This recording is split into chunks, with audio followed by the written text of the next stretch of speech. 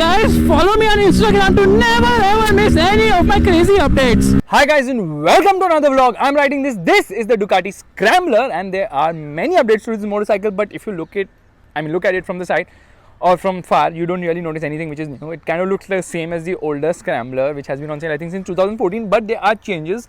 The details you have to see. First and foremost, the light has been updated. It gets this DRL ring which you can see right there, but unfortunately the light is still halogen, but this actually happens to be LED. I kid you not, this is actually LED, but kind of the housing looks like it is of a halogen unit.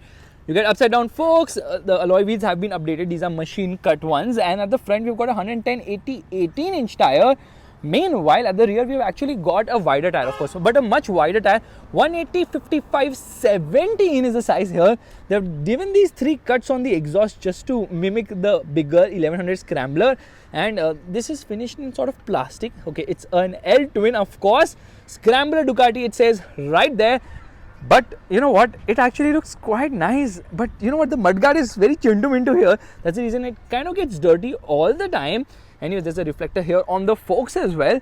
Coming to the rear, well, looks very similar to before. There you see the light, which happens to be an LED, I believe. And you can see the indicators. Well, again, the LEDs. Look at the size of the tire. That's massive. Well, that's what she said. And obviously, you have this sort of tire hugger where the number plate is with the light, of course. And it has an offset monoshock, which is adjustable for preload. Meanwhile, I'm going to show, am I eating my words today? I'm just going to show you the bike from the other side. The seat has been updated. It's more comfortable. It says Ducati right here. The tank is 13.5 liters and the big update is to the instrument cluster, which by the way now shows you the fuel level as well, which was not happening earlier. Okay, so it's nicely updated. You have got plenty of information and then you can browse through on the top. Yeah, you can get range, twin trip meter. Oh my god, they have put in a lot of stuff as well. And if you press this button which says mode select, you can enter into changing various details like, you know, what unit you want to see for the measurement. This is obviously for the low beam and high beam. This is for the pass switch. The horn, yeah, it's kind of loud.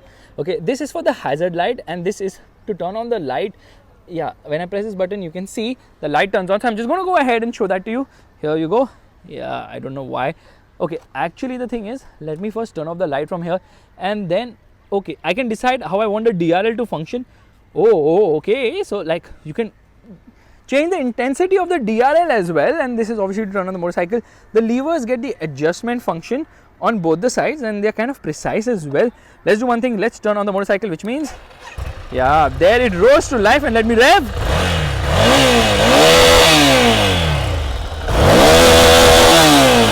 Yeah, it has got a shift light indicator, but the tachometer is like ulta types. Anyways, let's start riding right away. Alright, we all set to go, which means turning on the motorcycle into first gear and off we go. I have to admit first and foremost that these mirrors kind of move here and there unnecessary, so they don't really give me a good view of what's behind, and the riding posture is very different from what I've usually seen in a motorcycle. Even the peg placement is kind of weird. So it is rear set, yes, but the riding posture is so upright that I was like, peg should be a little bit more forward. Now why is it not that the case? And then, you know, the handlebar is so wide, you get that leverage, but I'm like, I don't know. You can see my hands right now. Kind of weird, the riding posture, and somehow the seat is also a bit slippery. So yeah, not a real positive start today riding this Ducati Scrambler. Yeah, I would have loved better peg positioning for sure. I'm in first gear right now. I don't believe that. Anyways, you can see this is actually a very fun motorcycle ride because it has got a freaking stupendous low end punch. Like, has a real nice low end. In fact, low end is so good now that the bike will readily wheel, and then it doesn't have any electronics, so obviously it will not hesitate to put its wheel up. And then the gearbox is so crisp also in terms of shifts. Handling is good, I would say, but not really the best as such, because you know what, it's not that flickable a motorcycle because of the handlebar being a little bit weird. Not only in the sense that it's very wide, but even the position. It's not like a sports bike, it's not like a street bike. It's more between, say, a street bike and an adventure motorcycle. So yeah, you have to be like always alert the way your handlebar position is on this motorcycle. I kind of like the sound of this machine. It's very refined and smooth, but I think it's a little jerky, and power delivery is a bit too spiky. Lower down it feels very aggressive, and the mid-range is, I would say, decent. Not decent, it's more than decent. It's actually quite good. Only thing is, because it revs so fast now, red line comes in soon, so top end is a bit lacking here, but rest I don't have much to complain about. Only thing is the peg position could have been better. Gearbox, I love it. Clutch, I don't, because it is on the stiffer side, or rather harder side. What is a stiff clutch, Faisal? The gearbox is actually, rather the clutch is a little bit hard to operate. It's heavy in that sense. Karo to sabko karke leke chale jao. Now, what powers this motorcycle? It's a 803cc. It's an L-twin motor. You know, now Ducati's L-twin is basically a V-twin, but the angle is such it looks like a L. So it's an L-twin. जिसके अलग advantage बोलते हैं Ducati वाले. The result is it produces 72 horsepower and 66.2 Newton meters of torque, which is honestly not really a lot in the real world, but then performance is more than adequate and more than enough to actually keep you always smiling. Like, here we go. Yeah, that lunge is amazing. It's awesome how it absolutely responds to the throttle, doesn't hesitate at all. Fantastic low end, really enjoyable. That's the reason this bike makes you want to push it hard all the time, because even before you blink, it's like already pulled to speeds. By the way, this is an air-cooled engine, which has its flaw of overheating. Yeah, it does heat up quite a bit.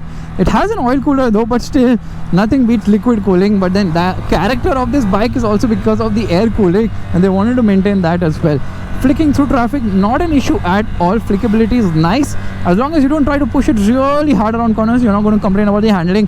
Although I really feel that this bike will perform very nicely when you try to take it off-road. But again, it's not a complete full-on scrambler motorcycle as such. It's a good bike. It's no doubt a fun street bike, as well as will do a little bit of scrambling as well, but not fully focused on that as such. And then there's really good amount of grip on offer from the tires. Now the mileage is not that great though.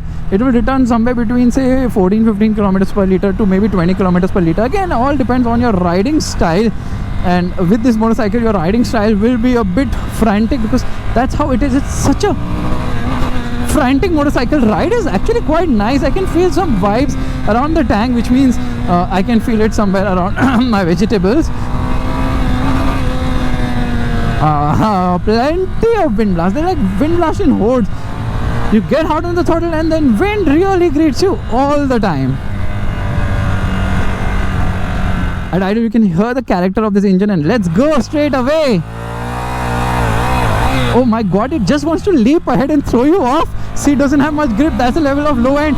First gear, it does 80 kilometers per hour, and then you get into second aggressively. It wants to lift again. 120 in second. This bike will easily do 200 kilometers per hour, and in the process also give you a ton of wind blast. Yeah, this bike has so much wind blast. It's absolutely crazy. Obviously, it's all open, and then it also has ability to do frantic speeds. What a lovely motorcycle for, you know, occasional fast riding, and obviously for the street as well. Not a sports bike, so yeah, you are not really committed to in terms of, you know, sitting like this. You can sit comfortably upright, but it's too upright. Could have been a little bit more street fighter in that sense. Anyways, I really like this bike. I think it's fantastic, and because of this amazing iconic color, which is, by the way, ironically is known as Icon, this is priced more than the dark edition model. So this is, I think, 9,90,000 on road Mumbai.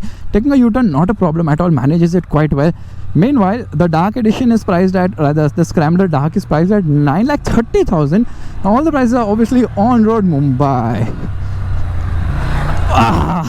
How do you ride this slow? And off we go.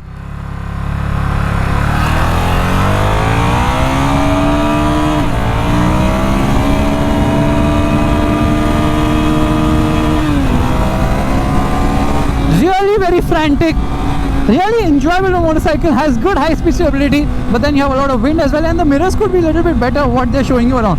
So guys, this is my vlog of the Ducati Scrambler, an absolute fun motorcycle, and it is also Ducati's cheapest motorcycle for India, the cheapest in the world as well, and the entry level model, and the most selling in the world as well. So yeah, this is absolute fantastic fun. If you like this vlog, make sure to give it a thumbs up, that's the like button, and also subscribe to the channel. I will see you guys downshift in the next video soon. Bye bye. किसी की तो शादी हो रही है. Congratulations.